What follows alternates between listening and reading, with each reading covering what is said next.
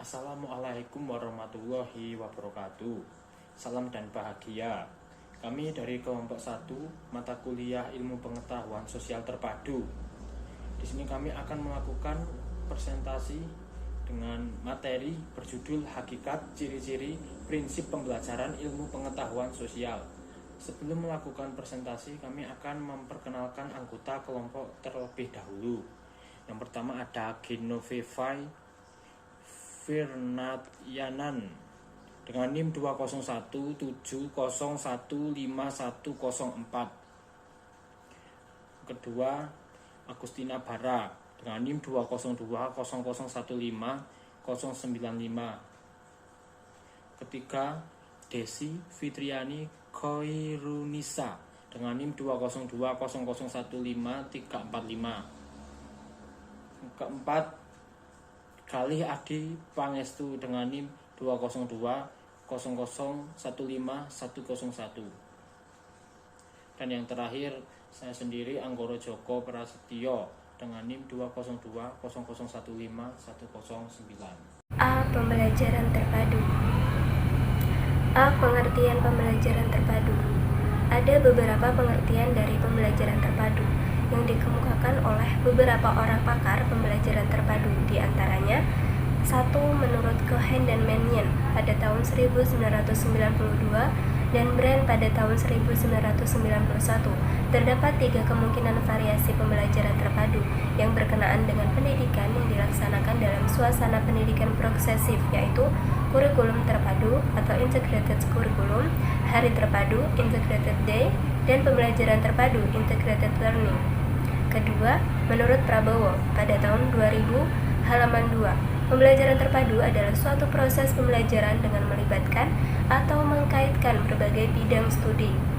Dan ada 2 pengertian yang perlu dikemukakan untuk menghilangkan kerancunan dari pengertian pembelajaran terpadu di atas, yaitu konsep pembelajaran terpadu dan IPA terpadu.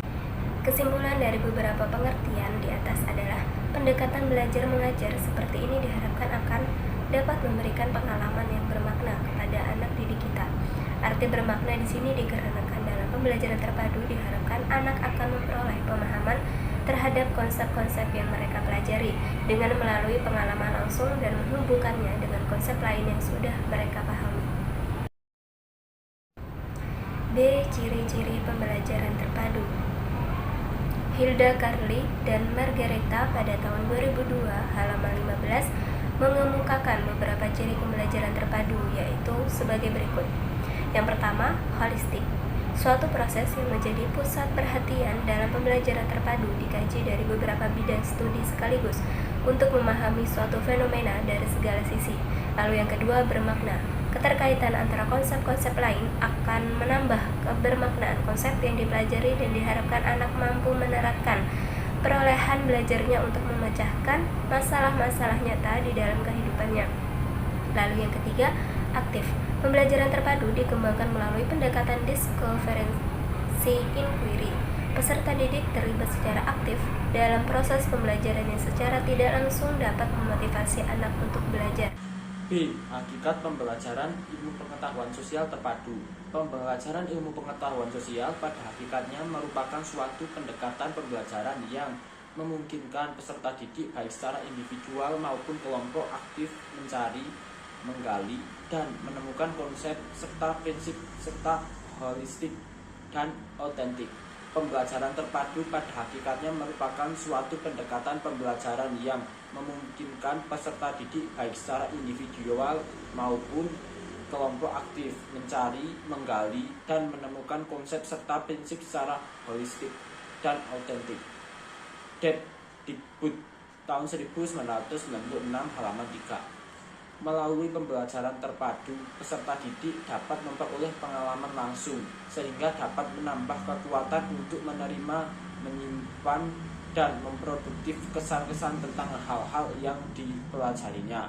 Dengan demikian, peserta didik terlatih untuk dapat menemukan sendiri berbagai konsep yang dipelajari secara holistik, bermakna, otentik, dan aktif. Dikbud tahun 1996 halaman 3. Bentuk kegiatan belajar mengajar dengan struktur dan program satuan pembelajaran dipayungi tema dengan muatan materi yang dibelajarkan dan dikaji keilmuannya seperti sosiologi, geografi, ekonomi, dan lain sebagainya. Salah satu di antaranya adalah memadukan kompetensi dasar. Nah, melalui pembelajaran terpadu ini, peserta didik dapat memperoleh pengalaman langsung, sehingga dapat menambahkan kekuatan untuk menerima, menyimpan, dan memproduksi kesan-kesan tentang hal yang dipelajarinya. Pembelajaran IPS di sekolah dasar yang bersifat terpadu atau integrate, yaitu bertujuan agar mata pembelajaran ini lebih bermakna bagi peserta didik. Nah, sehingga perorganisasian materi atau bahan pembelajaran disesuaikan dengan lingkungan, karakteristik, dimensi-dimensi pembelajaran di sekolah, yaitu penguasaan pengetahuan, keterampilan, sikap dan nilai, dan bertindak, menurut Sapria pada tahun 2009. C. Ciri-ciri pembelajaran IPS terpadu.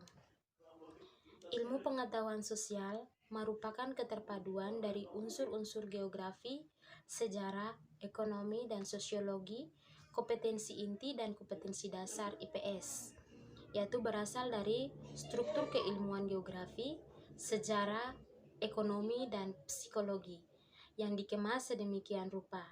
Nah, sehingga dapat dikembangkan menjadi pokok bahasan atau topik, yaitu tema yang tertentu, kompetensi inti, dan kompetensi dasar IPS. Menyangkut multidisipliner, KI dan KD dapat menyangkut peristiwa dan perubahan kehidupan masyarakat dengan prinsip sebab akibat, wilayahan, adaptasi dan pengelolaan lingkungan, struktur, proses dan masalah sosial, serta upaya-upaya perjuangan hidup agar survei seperti pemenuhan kebutuhan, kekuasaan, keadilan, dan jaminan dalam mengkaji dan memahami fonema sosial serta kehidupan manusia secara keseluruhan. Pembelajaran IPS terpadu berpusat pada siswa dengan memberikan pengalaman langsung kepada siswa, yaitu pemisahan antara bidang studi, mata pembelajaran tidak begitu jelas, menyajikan konsep dari berbagai bidang studi atau mata pembelajaran dalam suatu proses pembelajaran yang bersifat luas atau hasil pembelajarannya dapat berkembang sesuai dengan minat dan kebutuhan siswa. Ciri-ciri pembelajaran IPS terpadu yaitu yang pertama, ilmu pengetahuan sosial merupakan keterpaduan dari unsur-unsur geografi, sejarah, ekonomi, dan sosiologi. Kompetensi inti dan kompetensi dasar IPS berasal dari struktur keilmuan geografi, sejarah, ekonomi, dan sosiologi yang dikemas sedemikian rupa sehingga dapat dikembangkan menjadi pokok bahasan atau topik atau tema tertentu. Yang ketiga, kompetensi inti dan kompetensi dasar IPS ini juga menyangkut berbagai masalah sosial yang dirumuskan dengan pendekatan interdisipliner dan multidisipliner. Yang keempat, KI dan KD dapat menyangkut peristiwa dan perubahan kehidupan masyarakat dengan prinsip sebab akibat, kewilayahan, adaptasi, dan pengelolaan lingkungan, struktur, proses dan masalah sosial, serta upaya-upaya perjuangan hidup agar survei seperti pemenuhan kebutuhan, kekuasaan, keadilan, dan jaminan keamanan. D. Prinsip pembelajaran IPS terpadu. Prinsip adalah suatu pernyataan fundamental atau kebenaran umum maupun individual yang dijadikan oleh seseorang atau kelompok sebagai sebuah pedoman untuk berpikir atau bertindak sebagai prinsip merupakan roh dan sebuah perkembangan ataupun perubahan dan merupakan akumulasi dari pengalaman ataupun pemekanan mengetahui pedoman-pedoman dasar yang menuntun atau menunjukkan kita kepada tujuan sebuah pembelajaran. Begitu pula pembelajaran IPS terpadu di sekolah tingkat dasar adalah sebagai sebuah sistem yang memiliki sebuah tujuan yang ingin dicapai. Berikut prinsip-prinsip pembelajaran IPS terpadu. Integrated. Istilah ini mirip dengan istilah integrasi atau keterpaduan. Dalam KBBI, integrasi adalah pembaharuan hingga menjadi kesatuan yang utuh dan bulat. Dalam konteks ini, integrasi adalah satu kesatuan antar disiplin ilmu sosial yang saling terkait. Dengan demikian, dalam penyampaian materi pembelajaran IPS dilaksanakan dengan memadukan antar disiplin ilmu yang terkait, sehingga pembelajaran IPS dapat dilakukan berdasarkan topik yang terkait. Misalnya, kegiatan ekonomi penduduk dalam hal ini ditinjau dari persebaran dan kondisi fisik geografis yang tercakup dalam disiplin geografi. Prinsip interaksi. Interaksi merupakan kegiatan yang menjadi kodrat seumur hidup dari manusia sebagai makhluk sosial. Sejak lahir, manusia sudah memiliki naluri untuk berinteraksi dengan makhluk hidup lain. Dengan bertambahnya umur dan juga bertambah luasnya pergaulan, maka interaksi yang terjadi semakin luas. Sehingga dalam konteks ini, pembelajaran ilmu pengetahuan sosial menjadi dasar yang mendidik peserta didik agar memiliki pengetahuan tentang bentuk interaksi secara umum dan juga mendidik peserta didik agar mampu dan terbiasa berinteraksi dengan sesama makhluk hidup lain.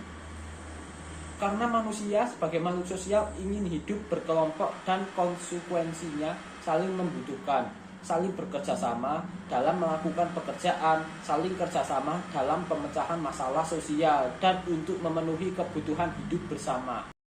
Prinsip kesinambungan dan perubahan. Dalam kehidupan bermasyarakat, manusia akan selalu terkait dengan adat dan tradisi yang sudah ada dan diwariskan dan generasi sebelumnya. Maksud saya diwariskan dari generasi sebelumnya. Begitu. Lanjut. Pewarisan ini akan berlangsung dari satu generasi ke generasi yang selanjutnya. Sebagai contoh, kesinambungan kehidupan itu terjadi karena lembaga perkawinan. Yang kedua itu prinsip kooperatif. Kooperatif dalam Kamus Besar Bahasa Indonesia berarti kerjasama atau membantu.